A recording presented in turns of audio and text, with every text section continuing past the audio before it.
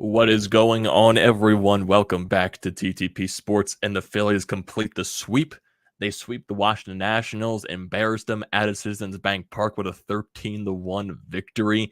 The offense explodes once again. And man, everything about this game, the game on the field was very entertaining. The broadcast perspective, Pete Rose, it was ugly. It was very ugly. It was a disaster with the Pete Rose experiment. We'll get into that a little bit later, but I really want to focus on what happened with the game today because the game overall was just fun. It was energetic. It was exciting. Basically, just runs galore. Really, the only time the Phillies failed to score runs in this game is obviously when they had bases loaded, no outs with, guys coming up the plate. Alec Boehm did get a bases loaded walk, but really that was like one of the only innings the Phillies struggled to hit with runners in scoring position. And then the rest of the ball game was just like explosion. We're not doing that again against this Nationals team. And then Aaron Nola, he finally gets run support for once in his life. And he had himself a pretty solid game, went 6 innings. He got himself into a little bit of jams, but he only allowed 1 run in this ball game. So overall, it was pretty solid. In the bullpen, much better than yesterday. And of course, because you do have a day off tomorrow, which is why I understand, Rob Thompson going out there, putting Sir Anthony Dominguez, putting Connor Brogdon, putting David Robertson out there, because these guys need work. They haven't been working a lot this week. So you have a day off tomorrow, put these guys into the ball game. They get a rest day, and then you move on to the Marlins series on Tuesday. So yeah, perfectly. Basically, nothing went wrong in this game. Everything went wrong for the Nationals. There were also some moments when, Rhys Hoskins got hit on his forearm. Looked like it grazed off of it, so hopefully nothing's wrong there. And Nick Castellanos gets drilled in the back. But you know how you respond, when a bad team is trying to do these things to rile you up, to make you respond with maybe hitting someone else? Like, really, there's no one on the Nationals that you would plunk. Seriously. You know how you respond to when a team does that? You clear the bases loaded. You clear the bases with a double. You hit a home run. You drive in more runs. Just put make them even more embarrassed than they already are. The Nationals, they only have 36 wins on the season. This team might not even win 50 games, let alone that. Like, what are they trying to do? Trying to plunk guys. The Rhys Hoskins one, maybe that wasn't intentional. It was a ball that slipped out of the hand. But the Nick Castellanos one, it was a sinker, first pitch, and he gets drilled in the back. Like, are you serious? But the Phillies, they responded the right way. They just embarrassed them. That's all you got to do. That's all you got to do against a team that only has 36 wins on the year. And the Phillies took plenty advantage of that. And now that's, 2 straight 4-game series in a row? The 4-game series in Pittsburgh last week, the 4-game series this week, but all of them sweeps. So, hey, Phillies are taking advantage in these 4-game series against these bad teams, which is really good to see. And now the Phillies, they are 12 games above 500. When was the last time we said that? Decades ago at this point? Oh my God. It's really entertaining, man. It's really enjoyable. And some standing implications. So the Phillies won today. So coming into this ball game, they were only a half game behind the Padres for that second wildcard spot. The Padres have lost both games to the Dodgers in that series. If they lose tonight, the Phillies take sole possession of that wildcard spot, the second wildcard spot specifically. I think they're already in the second wildcard spot since they hold the tiebreaker with the Padres. But if the Padres lose to the Dodgers, that would put the Phillies a half game above them in the wildcard spot. So that's very nice to see in that aspect. It is very nice to see because the Cardinals, they look like they're going to be sweeping the New York Yankees 9-6 in the 5th inning. What else? With the Brewers series, what time did they play? They're currently losing 2-1 in the top of the 9th. So the Reds helping the Phillies out a little bit there. So a lot of things helping the Phillies out. A lot of things going the Phillies' way. Hey, I'll take it any day of the week. And they're just taking advantage of a very, very, very bad team. Even when you don't have your everyday guys in the lineup, you see Nick Maton having a triple shy of the cycle. You see Bryson, even though Bryson Stott has been an everyday guy, like the guys in the bottom of the lineup contributing. Derek Hall having 2 home runs. Like, seriously, this game was just a whole lot of fun. It was. So, yeah. I'll save the Pete Rose stuff for the end, really. I want to go over this game first because that's, I want to talk about the game. So really, let's go over this game right now. It took a little bit for the runs to start scoring. You go to the bottom of the second inning. Derek Hall leads off with an opposite field shot. Makes it a 1-0 Phillies lead. Then you go to the bottom of the third inning. This is when the Phillies, they struggle to hit with the bases loaded with no outs in this situation. Maton leads off getting hit by a pitch. Kyle Schwarber laid down a beautiful bunt single to get a first and second situation. Rhys Hoskins then worked out a walk. Alec Bohm worked a 4-pitch walk, making it a 2-0 Phillies lead. Derek Hall, he flew out but wasn't able to get it deep enough to score a run. Nick Castellanos, he grounded into a fielder's choice, which they threw the home plate to get Maton out. And then Bryson Stott flew out with 2 outs, so it ended the inning off, only scoring 1 run in that situation. But then the Phillies say, okay, we're not doing this again. Let's respond in the bottom of the 4th inning. Marsh leads off with a walk. Garrett Stubbs, he gets on with an infield single. Marsh was running to second base. The ball hits Marsh. He's technically out in that situation, but hey, it is what it is, because Nick Maton comes up and he absolutely murders a ball off the second deck. 2-run shot, makes it 4-0 Phillies. Then Kyle Schwarber doubles. Rhys Hoskins then goes deep again. That's 4 straight games with a home run for Rhys Hoskins, so his bat is waking up, which is very nice to see. Makes it 6-0 Phillies. And then Derek Hall joins in on the action, crushes another home run, his second of the day, makes it 7-0. A lot of home runs. When the Phillies have hit home runs in this series, they hit them in bunches in 1 inning, so that's very nice. The Nationals, they got their run in the top of the 5th inning, but then basically it was all Phillies from there. Go to the bottom of the 7th inning. Nick Maton gets an RBI single, makes it 8-1. Then you go to the bottom of the 8th. The Phillies blow it wide open even more. Bases loaded. So this is when Alec Bohm, he gets on with a terrible throwing error. This ball went into the goddamn dugout. I forget who threw it. Was it Garcia? He was the one that threw it. It was nowhere close to Luke Voigt's glove. It went right into the dugout. So that's a ground rule double. Bohm goes to second. Derek Hall then walks. Then you get Nick Castellanos getting drilled by the first pitch sinker, 94 miles an hour right on his back.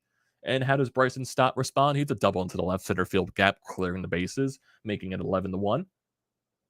And then Brandon Marsh, he gets it on the action, RBI single, 12-1. And then Nick Maton doubles, 13-1. So there you go. That was pretty fun. That was pretty fun right there.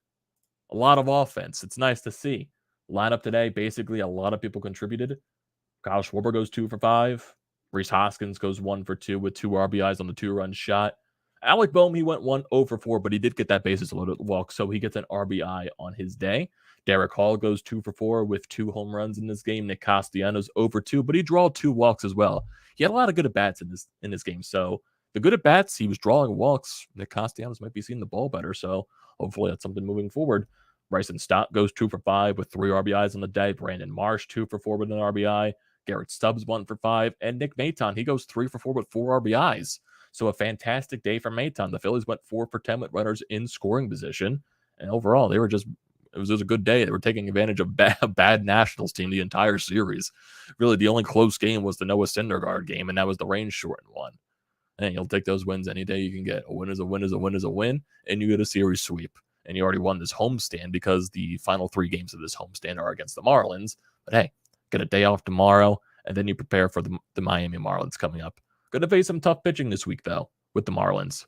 So you got I think you got Alcantara this week. You're going to have Max Scherzer this week. You're going to have Jacob deGrom this week when you play the Mets. So you're going to be facing some tough pitching this week. It's definitely not the Nationals pitching. But hey, take advantage. Offense is hot right now. Take advantage every day you can get. The Phillies have proved this year they can beat Alcantara in a low-scoring game. They've done it twice this year. Do it again. Do it again. They beat Max Scherzer earlier in the year, but that was a different Phillies team. This is a different Phillies team, a much better Phillies team. It's been one of the better teams in baseball since June. I want to see how they play the Mets this weekend. I want to see how that matches up. I can't wait for that series. I definitely can't. Got to get through the Marlins first. You do. Phillies are 60-48 on the year. Feels good. It feels good. And looking at the pitching today, Aaron Nola, basically all he had to do was be solid, and he was exactly that. 6 innings, 5 hits, 1 earned run, 2 walks, 5 strikeouts on 91 pitches. The strikeout number was really low, but then I saw this like a weird, like not even a weird stat. It was just like I was looking up, because I saw a lot this series, but the Nationals like just not striking out a lot.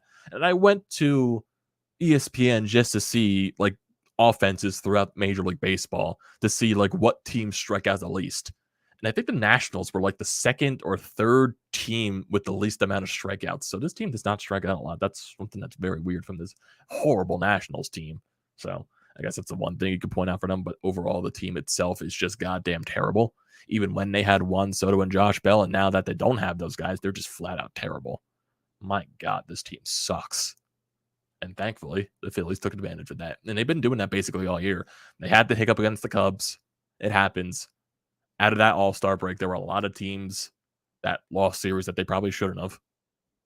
Houston, they got swept by the Athletics. The Yankees, they've been slumping a little bit.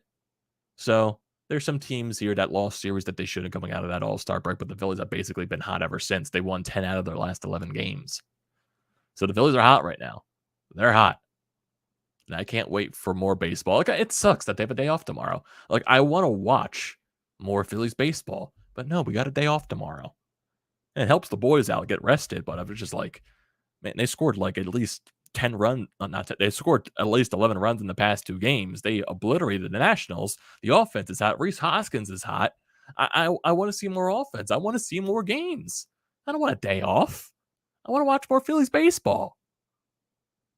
What are you going to do? It is what it is at this point. It is what it is. Look at the rest of the bullpen. Dominant as always. Connor Brogdon only needed 10 pitches. Sir Anthony was being himself with 2 strikeouts.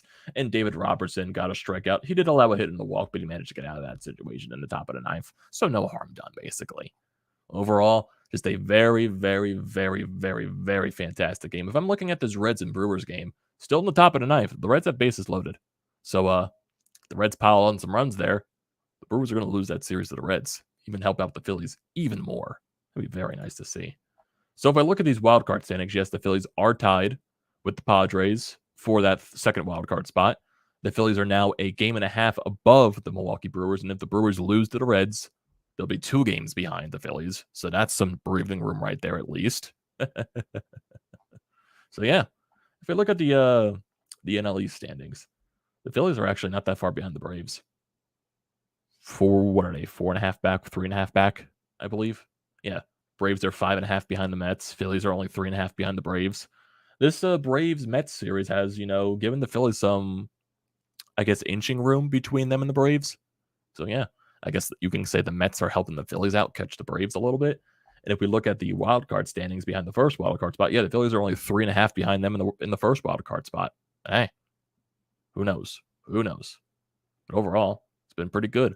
Been pretty good. And if you look at these other teams that are in the wild card race, it's only the Brewers. Like the Giants, they're 7.5 out. The Marlins are 11.5 out. Then the rest of the teams, it's really just, the Phillies, they control their own destiny at this point. There's really only one team outside the wild card standings that are even involved. So you control your own destiny. That's all you got to do. Win these series against bad teams because the schedule really favors you in that aspect. The only good team that you're facing in the next so many weeks are the Mets. So you have a really good chance to really put some wins on the board here and really give yourself a major advantage. So that's very nice to see in that aspect. And yeah, let's look at the schedule too, just to even look further into. Let's look at this. So yeah, if you look at the rest of August, the only team that you play above 500 are the Mets. And you do play them 7 times, but the rest of the teams, you play the Marlins, upcoming series, you play the Reds 2 times. Well, 7 times actually in 2 series. So you see them a lot. You're going to see Pittsburgh again at home, the Diamondbacks. And if you go to the month of September, the only teams that you play above 500 are the Braves, the Astros, and the Blue Jays. So you're playing a lot of series against bad teams. Bad teams. And the Phillies, they've been taking a lot of advantage over bad teams this year. Can't wait to see how they control their own destiny. Ooh. I'm excited. Still sucks that they have a day off tomorrow, though. But if we look at this series against the Miami Marlins, you're going to have Zack Wheeler going up against Braxton Garrett. He is 2-5 on the year with a 3.88 ERA. His past couple of starts hasn't gone past the 6th inning. 2 earned runs, 5 earned runs, 1 earned run, 0, 3 earned runs. And then you're going to have Noah Syndergaard going up against Alcantara, which is obvious. Alcantara is definitely the favorite for the Cy Young this year. He's 10-4 with a 1.88 ERA. Just been absolutely dominant. He had a complete game in his last outing against the Reds. 4 runs against the Mets, 2 runs against the Pirates. The Phillies have beaten them a couple of times this year, so I'm confident that we can get the Alcantara. And then you're going to have Noah Syndergaard on that Wednesday matchup, so this will be Noah Syndergaard's second performance in a Phillies uniform. Hopefully it's better than his last. Then you're going to have Kyle Gibson on the Thursday matchup going up against Edward Cabrera. In few starts this year, he is 2-1 with a 2.61 ERA. He's lost his last couple of outings, though. 5 innings, 0 earned runs, though. He was good there against the Cubs. But then 3 2/3 innings against the Astros, 5 earned runs. Okay.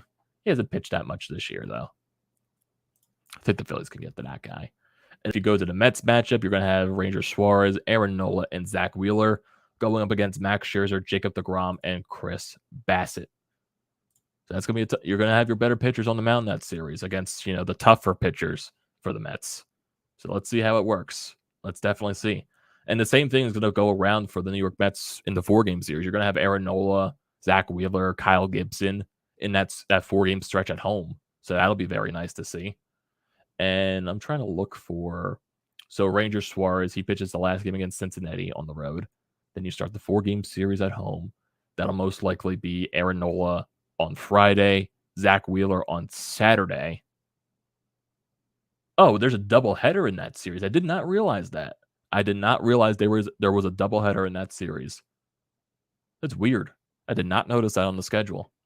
So the 4-game series against the Mets at home, there's a doubleheader on Saturday, August 20th. 1 o'clock game and a 7:15 game. So I wonder how they work that out. Do they do like a belly fall through game or something like that?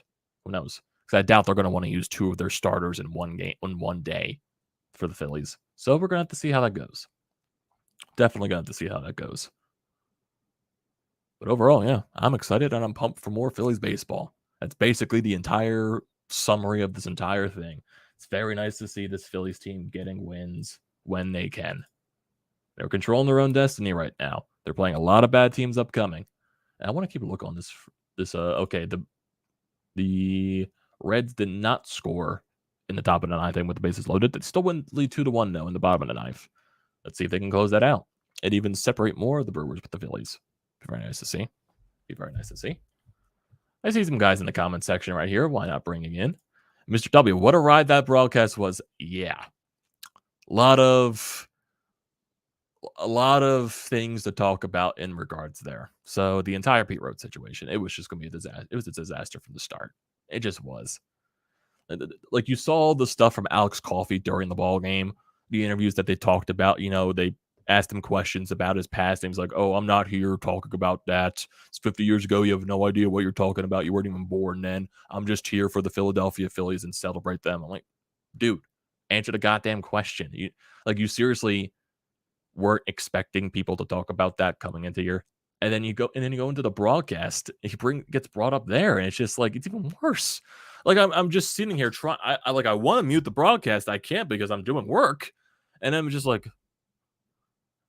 dude, like what are you talking about? Like how many swear? Like seriously, the FCC had probably. I feel bad for T-Mac because he kept trying to change the subject so many times from Pete Rose. Like seriously, that was just an embarrassment. My God, that was a failed experiment bringing Pete Rose back. Because there are definitely some people in the Phillies fan base that are looking past what he did. It's just like the gambling thing aside, what else he did in his life? Seriously, the guy's a goddamn pedo. Gross. I didn't grow like Pete Rose. It was a failed attempt from the start. And he, like, seriously, he's just a goddamn asshole. That's basically what he is to everyone that's trying to ask him questions. Like, seriously, he was kind of an ass to T-Mac. It was just seriously, what did he say on the broadcast? He said bitch. I know John Kruk said bitch, but, when Kruk does stuff, it's more in terms of a joke. But literally, Pete Rose said bitch. I think he said shit. I think he said cock as well. I'm just like, dude, you're on a live broadcast. They're not going to censor this shit. Like, what are you doing? My God, it was just a failed experiment from the start, bringing him in. Like, the dude is clearly past his time. Seriously. Like, seriously, if you bring up anything that he talks about, he tries to defend it. What a joke. It's an absolute joke what Pete Rose did. What a joke. Nick Maton's so underrated, nowhere to play him. And that's the one thing talking about this lineup. They have a lot of guys that can contribute off the bench. Like, that's going to be the question mark. Derek Hall goes deep twice in this ball game. What's going to happen when Bryce Harper comes back? But then you also got to realize rosters do expand when coming in September. So they're definitely going to have some shuffling to do when Harper does come back. But I think when the rosters expand, you probably won't see many guys get sent down. So that's going to be something that's more helpful when the rosters do expand in September. Maton really said, I'm back in grand fashion. Definitely. If the 3 knockdown rule was in effect, the fight should have been stopped in the 3rd inning. I'm assuming you're talking about just the score of the game in general. Oh, yeah. Pete Rose returned in grand fashion as well. Yes. Yeah. It was just a disaster. It was a disaster. Like, seriously, a PR nightmare with Pete Rose. It literally just fought at the end of the broadcast. You also saw Jimmy Rollins come back up. That was literally just thinking to myself, the PR staff for the Phillies was like, Jimmy, just go on the broadcast and make everything look better. Do it, Jimmy. And thankfully, Jimmy did. But seriously, it was lost from the start. With Pete Rose even being in the game or even being there, it was going to be a disaster from the start. Ken says perhaps the Nationals should change their name to the Washington Generals. Good Lord, they are beyond awful. If Familia is looking for a team, look no further. Yeah, this Nationals team is bad. They were bad with Juan Soto and Josh Bell. They're even worse. Honestly, does this team even surpass 50 wins at the rate they're going? Who knows? Who knows? They can't beat the Phillies, though, which is nice.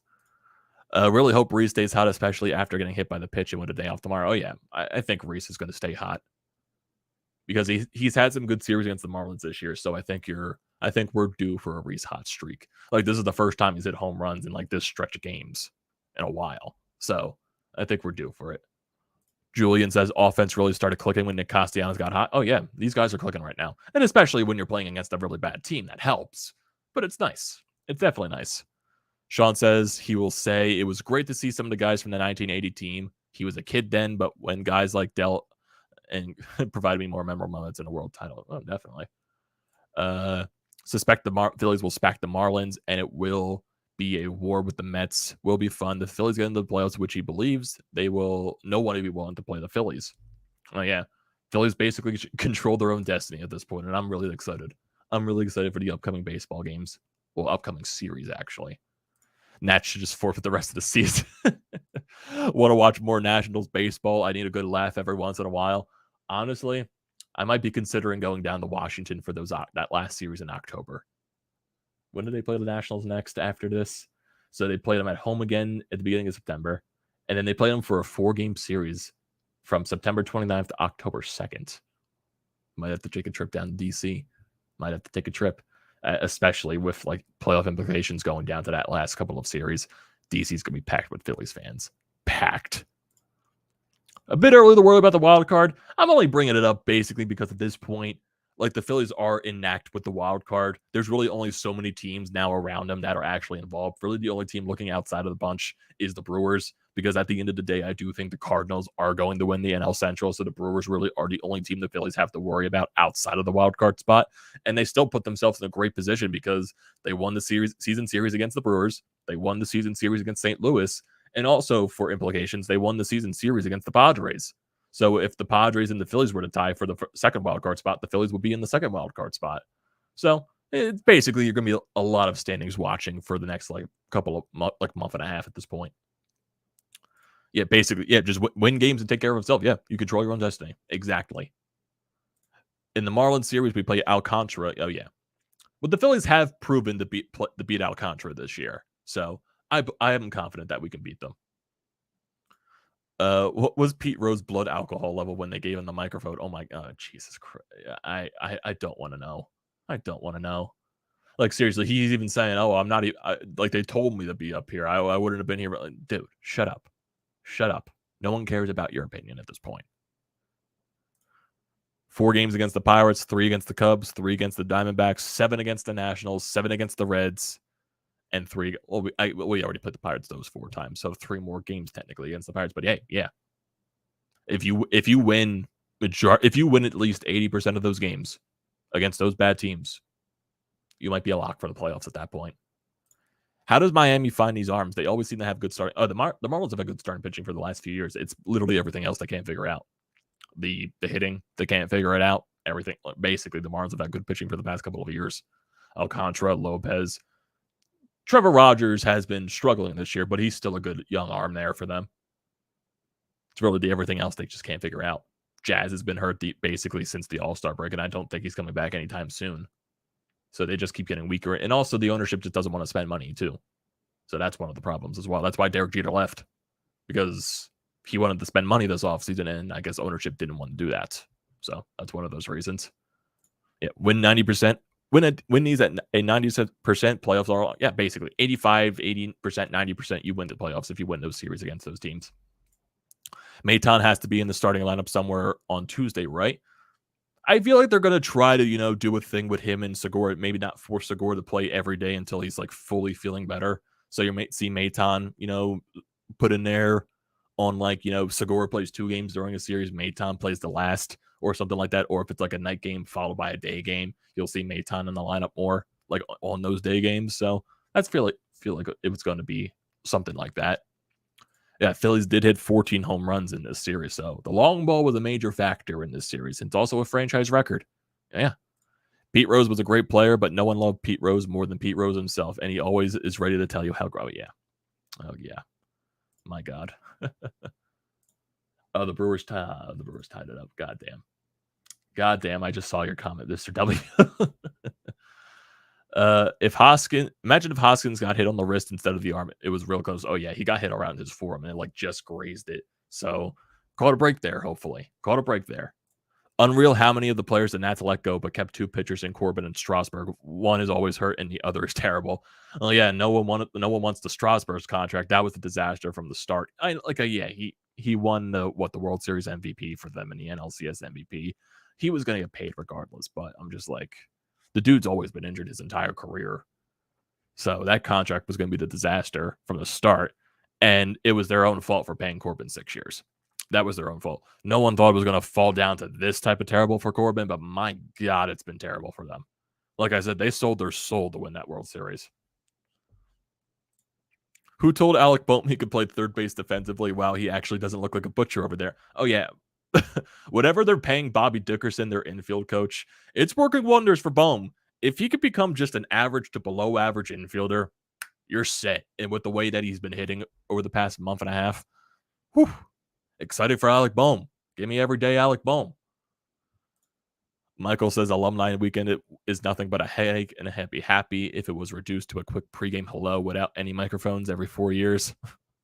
It's specifically just a Pete Rose nonsense. Like, if they didn't bring Pete Rose back, it would have been fine. It would have been perfectly fine. That's just it. Yeah, Brewers tied it up. Classic Reds moment. So, yeah, they're going to extras, it looks like. Goddamn, Reds, you couldn't score with bases loaded. Imagine the Marlins pitching with a healthy Sixto Sanchez. That would be a difference, too, for them. But their offense just sucks. That's overall. And maybe that's one of the other reasons why the Phillies traded away Sixto. Sixto can't stay healthy. He was even an injury risk in the minor leagues. And they got JT Realmuto, and JT Realmuto's back in his old form, which is very nice to see. He's finding his swing, so it's very nice. Victor Arano doing Victor Arano type things in the 8th batting practice.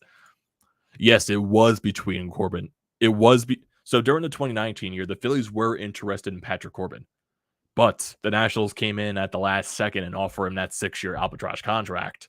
And the Phillies said, like, nope, we're not touching this. We already signed Bryce Harper. We're fine. And then the Phillies got Zack Wheeler the following season. So, hey, if we sign Corbin, we don't get Zack Wheeler. So, Phillies made the right call. They made the right call. So, yeah, overall, pretty solid. Pretty solid. I want to see if I could find the rest of this Brewers game. So, okay, the 9th inning is over now, so they're going to extras. So they're going to have the ghost runner. God damn it, Reds, and why couldn't you score with the bases loaded in the 9th inning? God damn. See if I can find this if they're even showing this on television. Maybe they are. I have no idea.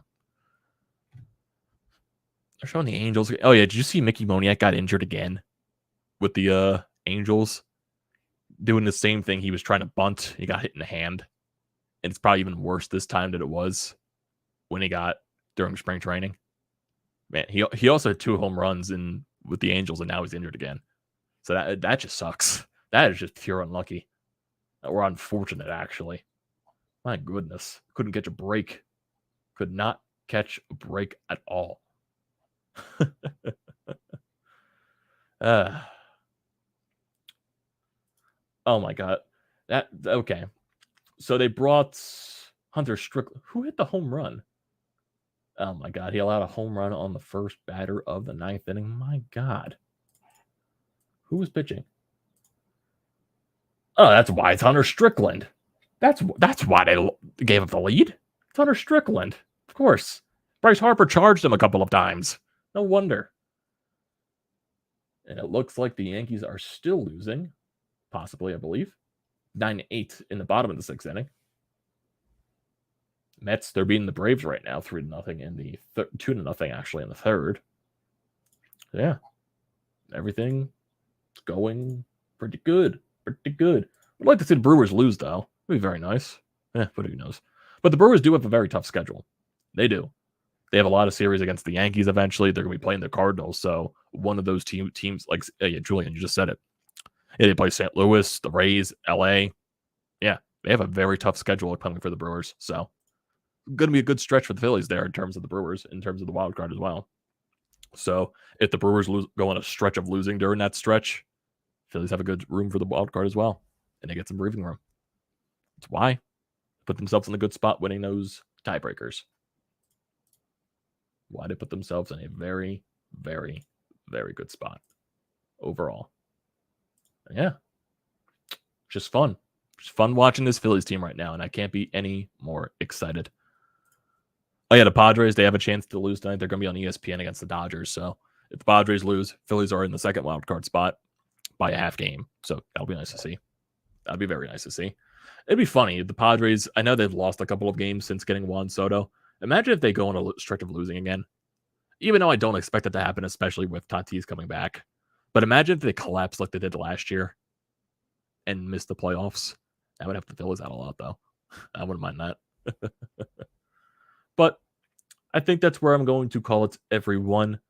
Phillies got a good, huge series sweep over the Nationals. And now they have a day off tomorrow, and they take on the Marlins this week for a 3-game series. So I can't wait for more Phillies baseball. I hate that they have the day off tomorrow, but it is what it is. So I can't wait. I appreciate everyone here for joining the live feed as always. Do not forget to leave a comment in the comment section down below. I definitely recommend it. I also recommend hitting the like button and checking out everything in the description below. BrodesMedia, Painted Lines. Recommend all that stuff. Same thing with hitting the subscribe button. It goes a very long way. Join the TTP Sports family. And also use the code TTP Sports for $20 off your first purchase at SeatGeek. It's a great deal. Do not pass up on that. Thank you, everyone, for joining once again. And I will see you next time.